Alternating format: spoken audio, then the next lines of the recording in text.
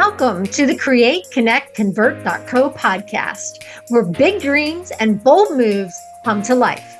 If you are an innovative, legacy-driven female business owner or entrepreneur who's here to grow, glow, and get it done, this podcast is for you. This isn't just another business podcast. Oh no, here we've got four powerhouse women, each bringing a unique flavor of expertise to help you sharpen your brand, build profits, and bring that much desired freedom to your life. It's like having four mentors in your pocket. We're here to laugh, to get real, and to remind you that business is meant to be fulfilling, fun, and full of possibilities. So wherever you are today, grab this moment and fuel your creativity, because Create, Connect, Convert.co is here to help you build the business and a life you've been working for. Hey, I'm Carolyn Choate, and this week I am leading a discussion about one of my very favorite topics, sales funnels. I know, it's everybody's favorite topic, right? Yeah. So, I will just start out by saying that I think there's a lot of confusion about what a funnel is, and a lot of people hearing that word and going, okay, but like, what is that? So I thought maybe you could each tell us what your impression of a funnel is, or what you first thought it was when you heard it. So Christy, why don't you tell us, what is a funnel? So my back in the day when I first heard the term sales funnel, it felt like this big, scary, enigmatic thing. And I thought, oh, what is that? What does that mean? And since partnering with you and you have helped to demystify it, and really what I see it as is that it's this hugely valuable tool. It's this partner in your business to help people who are interested in you and in your products and or your services and who you are and what you do. And it's helping them to learn, bless you, to learn more about you, and to say that if they sign up for um, a download off of your website, your lead magnet, it helps you to seamlessly capture people into your newsletter list. It's a great way for you to continue to stay top of mind with them for future mailings. To me, that's one of the key points of a sales funnel. All right. What do you think, Regina? So, two things. Number one, I was completely confused as to how to set it up, what the elements were, what the pieces, what the recipe was. And number two, I thought it was like this super salesy, aggressive kind of sales tactic. And both of those, they're not true. And you don't even know it. I didn't even realize that I had entered funnels before that and found products and services and people that I follow because of that funnel. And it wasn't aggressive. And there are things that I actually needed in my business, things that helped me grow, and people that I still follow to this day. So my impression of funnels now is completely different, because it's a system that finds your right target audience for you and shares a little more about what you do and you have people that you can then lead, and they can help you grow your business. So it's kind of like a good relationship. That's what I thought for funnels. All right. Your turn, Laura. So I'm probably dating myself a little bit here, because when I first was introduced to sales funnels, the internet really wasn't a thing. So let's just start there. So in my background really is about, the sales funnel, where you're adding people to your funnel and you take them through a process, and you keep in touch and you keep in touch and you build a relationship, and eventually you have the sales conversation, and it's the sales process, right? Mm-hmm. And then when I met, and I'm like, okay, so isn't that how a website works, right? So I started realizing the terminology was it's the same, right? It's the funnel is the process in which we take our clients from that initial get to know you, hello, have that conversation, to actually working together and all the parts in between. But funnels are fun. I didn't realize like your whole entire website is a funnel. Mhm. And until I met Carolyn and we started having the deeper conversation, like I kept thinking funnels were like for one sale, like one product, Yes. right? I didn't see the bigger picture where it is all a funnel, right? So I kept thinking it was, you just created a funnel when you created a new product, a new offer, a new item, but then realizing that everything is connected and your website is a sales funnel. It is a funnel. It is a tool that brings people in, takes them through the steps, takes them to the item that's going to serve them best, and so that they can buy from you and be in your world. So I think, that it took me quite a while, especially working with Carolyn, when I had that aha moment, like, oh, my website is a funnel. It just wasn't there. Like I was seeing it as individual products. So Yeah, yeah, and so like I when just you see it. work and go high level as we do, and you see it like, Hmm. here's your websites, here's your Yeah. funnels. Like, why are these in two Why are separate they places? That was always my. exactly? Yeah. I think of it as, it's your customer journey, and Hmm. you have created an online touch point for each part of your customer journey. So it's a process and a system, as we're going to talk about next time. I love Yeah. processes and systems. And I think the reason why it started being called a funnel, I mean, other than it's probably Russell Brunson's fault, is that it's like when you set up that path so that it's all like automated, you focus on bringing people just to the first step, bring them to that doorway, and then the process takes care of the rest. And the more people that you can get there as they filter through and get fewer and fewer and fewer, the more people you end up with customers, because 2% of 100 people is more than 2% of 20 people. So you fill up that first step of the funnel, and if you've set it up right, then it naturally takes them to the next step, the next step, and the next step. So they learn more about you, so they're ready to work with you, so that they understand how you can help them. And so that they don't like see your website and go, "Oh, that's cool, I'll come back," and then forget And all they about won't. They won't unless you have it. that funnel in place. And what I love about funnels is something you just said, where it filters and filters and filters, and then you get to this, that end result, that core audience. I mean, that is your audience. They Mm-hmm. are Your they are there people. with you. They are there for you, and those are the people that will grow with you. Yes. And what helps your conversion process too to get higher numbers is thinking about what lead magnet is going to appeal to those people who need what you have, not just a random like, oh yeah, let me throw a freebie out there, but like what is going to be something that will make the person I want to work with go, ooh, I have to have that. I can have it for just my email address. Yes. That's true. So do you guys have lead magnets set up? Christy, what do you have to draw people into your funnel? I do. For me, it's about they're tips about how to have a productive week. They're Mm. tips that are really very across the board in terms of that really anyone could use. I designed it so that people would get obviously some type of benefit out of the lead magnet, but also that they could see themselves in those words and say, oh, I see how if I implement these into my business, into my day, I could have a more easily streamlined day. I could have more productivity in my business. And I wanted them to get a sense of what it would feel like to work with me, Mm-hmm. because that's one of the things that I partner with my clients. Yeah, very nice. Regina, what do you have to get people into your world? I have a couple of things, a couple of touch points across my website. For me, I have a weekly newsletter. I talk about marketing, and that's where I'm funneling to, in addition to different things. So I have lead magnets such as best practices for Instagram, best practices for YouTube. I'm thinking of consolidating them, so I'm sure I'll be talking to you about that, and making, I have 6 right now. So I think I want to make that, I should make that lower, right? Yeah.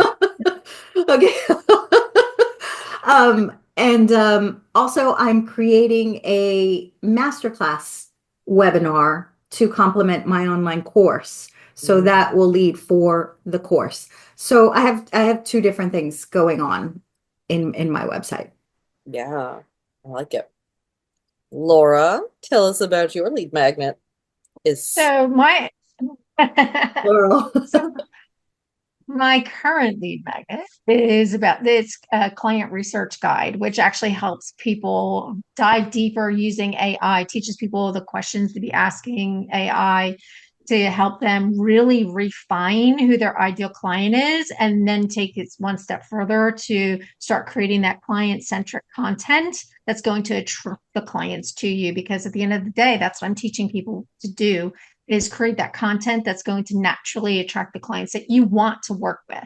So that's what the client research guide is all about. And I love the fact that Regina mentioned that her newsletter is also a lead magnet. And I never really think about that, because that's one of the things that I have, I have where people can subscribe to my to my newsletter on my website, but I don't really think of that as a lead magnet. And yet it is, right? So I Yeah, you love should be telling that. people why. I would Yes, say not just yes. like, here, subscribe to my newsletter. Like, subscribe Right, to my newsletter so that you can have right. this or that or understand Yeah, this. Yeah, definitely. yeah, And that's yeah. kind of And the that's principle of leading people to the next step, and the next step to the funnel is a path. And if you're not mm, telling people at the end of each stage what the next step is, then it's like you took their hand and then you just dropped it and walked away mhm. and left them like super confused and lost. So I like to think of funnels as something that is a gift to your audience, and the people that need what you have are not going to be able to find you if you don't have those steps laid out. So I Hey, think when people are like, what do I do next? How do I set up these steps? It's always thinking about, well, what does somebody need to know before they're ready to say yes to your offers? How can you put that into a step by step, like, okay, go from here to this one, yeah. from there to there, from there to there. I think that was one of the best things. And I remember I've seen your presentation on the garden path to funnels. And that was like one of the best presentations that I've ever seen, because it really explains how, like, I make sure that my clients understand how important it is to have a call to action at the end of everything that you're putting out there, right? And yet a lot of people leave that off. It's like you have to think of everything that you're putting out there. What does it lead to next? Right? Absolutely. What's the next step? What's the next stone in the garden path that leads them to that successful sales conversation? And how do you have that? And I think that's one of the things that I loved about your presentation. And I've seen it a couple times now. I love that presentation that you give. And it really helps people understand the value of a funnel and the impact that it can have when it's done well. I also have to say that a funnel also showcases who you are. Because I've entered, different funnels. I've found fantastic people that I still follow and I still buy from to this day. Mhm. But there are others that I've entered, and about the second or third, let's say, news email that has come out, I'm just like, this person is not speaking to me, or doesn't speak in a way, that like, I'll give you an example. Yeah. I entered this funnel. Um, and it was a guy who was teaching about public speaking and being better at public speaking. And so on the second emailer, he promoted his course. On the third emailer, I hadn't bought the course. The third emailer was, oh, so I see you don't want to be a great public speaker.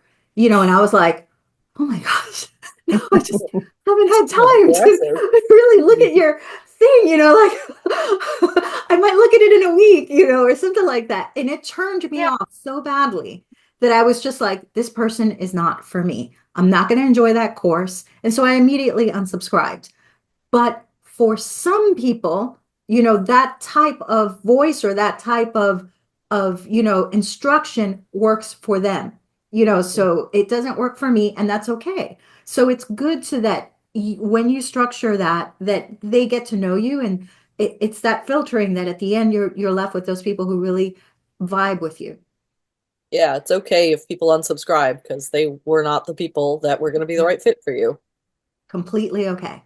And like you said, that aggressive style of funnel we're so used to seeing, and it can be designed in a way that where you're thinking more about who is my ideal client and what help do they need and what can I do to support them in this step and this step and this step, instead of a like, buy from me, I need you to buy from me, and like machine that you're pumping people into. One thing that really bothers me with funnels is the excessive upsells. When it's like, oh, yeah, I do want to download this thing. Oh, would you like to purchase this other little thing that goes with it? Oh, okay.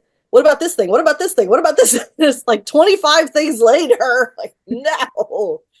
So, like, one tasteful upsell, maybe. But my favorite thing to offer after somebody puts their email address in is like a community space. If you have some place where you get to know people more, like, what a great opportunity it is to invite them to a place where they can get to know you better. Mm-hmm. Agree. And you're thinking like It's places essentially like Facebook groups or a Mm-hmm. circle or a Yeah. Mighty Networks or something along those lines. Okay, I love that. Mm-hmm. Or a podcast, even. I mean, Oh that's not yeah. as community oriented or YouTube channel, but it is a place where they can get a feel for you more. One thing that is really important is that thank you page. And the reason for that is when somebody requests that freebie that you've offered and they put in their email address, there's no telling if they're ever actually going to open that email, if they're actually going to look at the thing that they asked for, but they're all going to see the thank you page. So ideally, when that form is filled out, it redirects to a page that says, hey, check your email for this thing. And also, here's another step you can take. But not all programs have that built in. Some of them, you put in the email address and it just gives a little thank you message. So if your program allows for redirecting, that can be a really, really good spot to think about, what do I want to put here, and not turning off your audience. So, So, and that's a really good point, Carolyn. That's one of the things that you've helped me with Go High Level, because a lot of people don't know how to go in and do the back end work on their website, right? They're relying on a lot of other people, and you don't even know if your funnel's working properly or not unless you test it. Oh, yeah. And that's something that can you talk about that? Because I think that's really important. A lot of people, like I had somebody tell me recently that their website was they couldn't figure out why they weren't seeing a whole lot of website traffic, and they went in and or somebody, their web designer went in and checked it, and here a couple things were broken. Mm-hmm. oh But I'm no. thinking, yeah, so a couple things weren't connected, like when that has happened to me before in my WordPress website, Mm-hmm. that it was working fine, and then all of a sudden it wasn't, like that, like for some reason things get broken and you don't even know why. Mm-hmm. And sometimes it's because you were fiddling with something and it had an impact somewhere else that you didn't expect. And sometimes things just break and the I do connection it falls all the time. It's me. off. I I'm have the a habit problem, of it's me. breaking things. I I call have Carolyn. widgets that I mean, break that, to all of some a extent, yeah. So you just gotta check your website for, I know, right? frequently. and the people who 100% Yes. argue of with funnel you, is set it and forget it. That's great. But like I always say, like at least once a month, put an email address in there and make sure that you're getting all of the pieces of it that you're expecting. Yeah. Yeah. Yeah, I like definitely. that. I like that. Okay, so if you were talking to somebody about funnels, what would you say are like the top elements of a funnel for that, Carolyn? Hmm. I would say getting contact information is the primary job of the funnel. Some people make a distinction between a marketing funnel and a sales funnel because the marketing funnel doesn't sell anything, it's just getting the email address. I think that's kind of unimportant distinction. But the contact information is internet currency. It's super important. So I don't want anybody to think of giving something away as like, like these people don't value my work. If they're willing to give you their email address, then they value your work. That's huge. So yeah, it's a Yes. big deal. So the primary It job is. of the funnel is to get that contact information so that you can stay in touch, so that they don't just disappear forever from your world. And that's the number one thing to have when it comes to a funnel. A funnel can be extremely simple. It can be, to sometimes you'll get like a coupon, right, for like a clothing store. Their lead magnet is sign up for emails, get a 10% off your first order, then you get it in the email and you are almost immediately going off to buy something. And sometimes it's a longer road. So it just depends on your business. And every funnel is going to look really different depending on your ideal client, your ideal customer journey. And that's one reason why I don't want people looking at like the swipe funnel and the like, oh, download my funnel, and because the funnel that works for that guy is probably not going to work for you. It needs to have your business, your heart, and your clients in it. So instead of looking for the formula to a funnel, it's more about what are those steps of the customer journey before they're ready to say yes to my offer? How can I create an automated touch point for each of those steps on that journey? Does that even answer your question? Yeah. Oh, Christy had her hand up. Christy's hands up. She's got a Carolyn, question. a question that came up for me when you are having those initial conversations with people, those, some people like to call it a discovery call, those types of conversations. I think that it could be really beneficial for our listeners because they can hear themselves in our conversation. So what kinds of things do people vulnerably share with you when it comes to sales funnels about what intimidates them? What are things that you hear? It could be common things, or it could be things that are maybe even more specific. What do people say to you? Like, oh, I find the whole thing, the whole notion of a sales funnel intimidating because. What an interesting question. It's a good question. Yeah, I think there's a lot of that back end tech stuff that we don't know how to connect the dots and connect the pieces so that they communicate with each other, how to set it up, what to offer. I think a lot of people get stuck with what should my lead magnet even be? Lots of different ideas, trying lots of different things.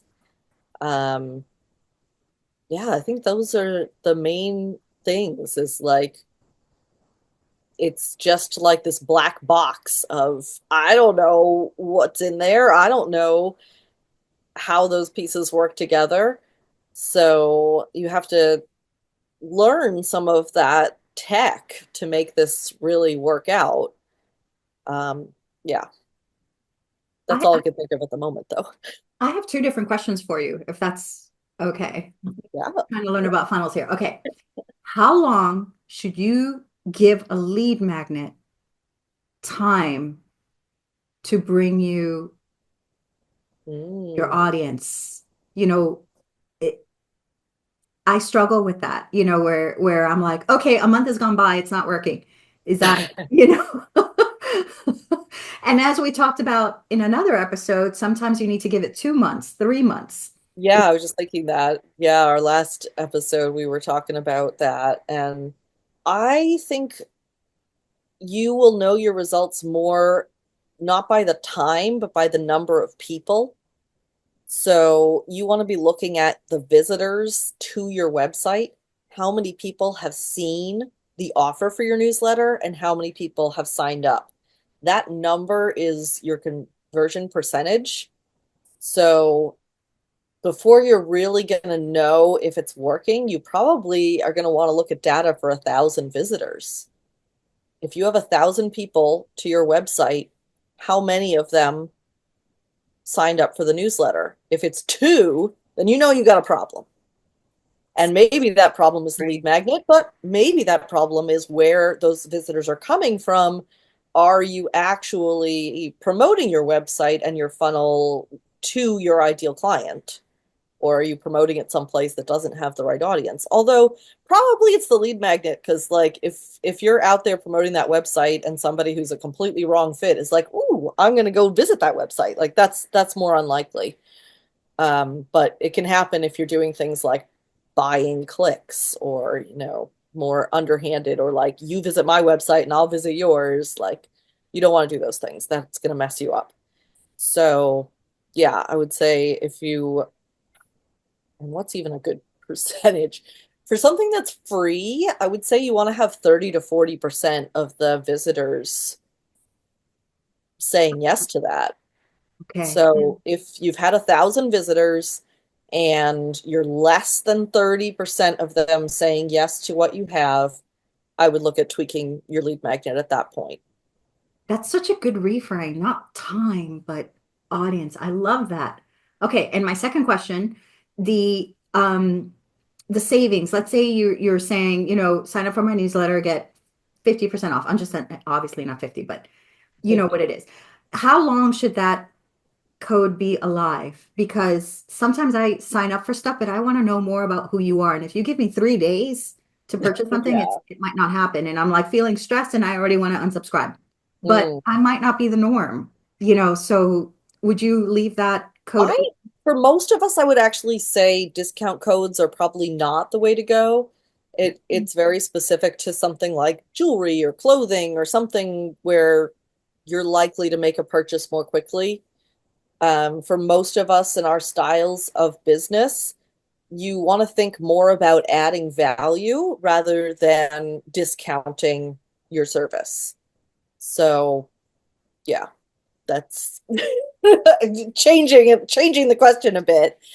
Um, but yeah, I don't like that the time pressure that sometimes is done with funnels, with like, oh, limited time, like this is shutting down. Here's your countdown timer. You got to come back by this time. It it can work, but it leads to you getting clients and customers who are feeling like they were rushed. They didn't have a chance to research, to actually make an informed decision. I don't want people feeling that way when they're working with me. So it's going to take more time if you're not putting that pressure on people. So a lot of times funnels will do those like scarcity models just to get people off the fence so that you can get that income coming in faster.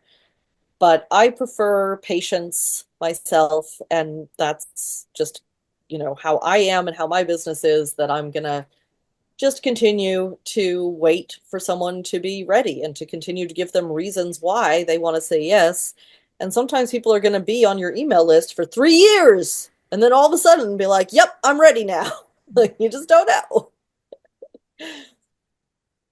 Got it. Got it. Although, the time thing has worked for me in the past. Like if somebody's like, if you don't sign up tonight, I'm like, oh, right. Yeah. Like real scarcity, fair enough.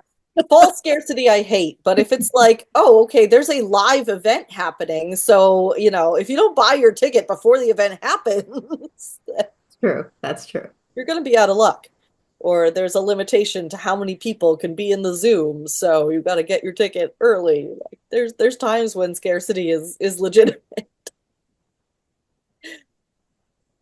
And sometimes it can be different, varying degrees of aggressive. Maybe you have like the first 50 people are gonna get a percent off, and then after that they won't. Like, if you can do that, but just make sure that you're doing it for real. Like, I'm looking at you, Skillshare.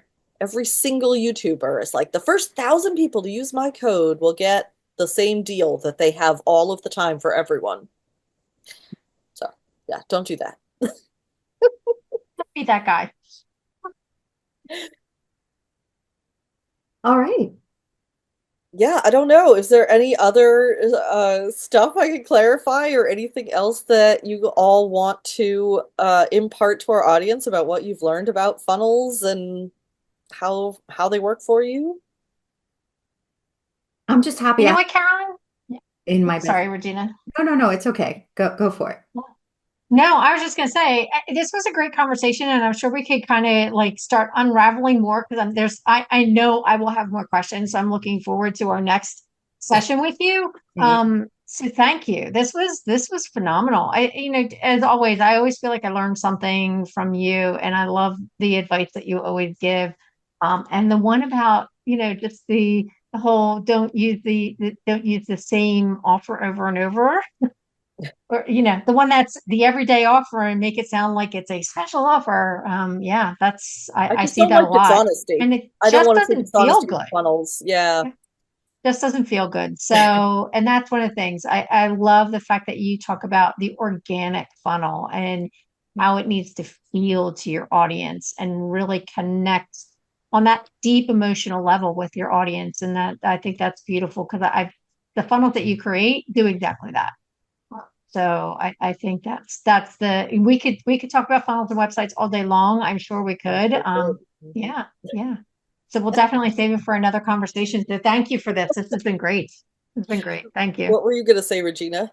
No, that I'm just glad that I have funnels for Yeah. for my business. They don't have to be these aggressive things. They could be something that truly show your personality and enhance your business and you know create that community with your audience that we all crave and that we all want and that we all enjoy. Yes. Any parting thoughts, Christy? I want to acknowledge you for your brilliance around this topic. This topic, as we've sort of touched on throughout the course of this particular episode, it can feel anywhere from mysterious to completely shrouded in fog.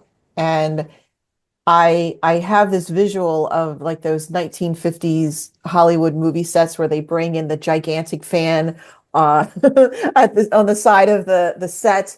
And I feel like there you are with your brilliant red glasses and you're wheeling the fan up and turning the fan on and you blow the fog out and you demystify this whole process and what it is and how to put it together. You help us to feel educated and secure and confident with all of this. And you take something that feels very complex and you're like, you do this, and then you do this, and here's why you're doing this. And next we do that.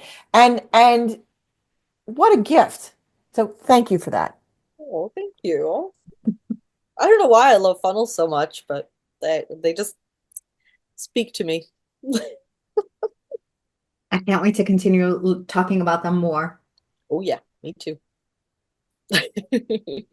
All right, thank you everyone. I appreciate you indulging me in talking about funnels, my favorite topic, and I look forward to our next topic. And that's a wrap for today's episode of CreateConnectConvert.co. We hope you're feeling inspired, empowered, and ready to make your next bold move. Remember, the journey doesn't end here. Head over to CreateConnectConvert.co to download our latest resources, sign up for our upcoming events, or hop on the wait list for our exclusive mastermind community. There's a seat at the table waiting just for you. Thank you for tuning in, and be sure to click like and subscribe. We'll see you back here next week to dive into another game-changing conversation. And here's a little something to carry you until then. Keep creating, keep connecting, and never stop converting your dreams into reality.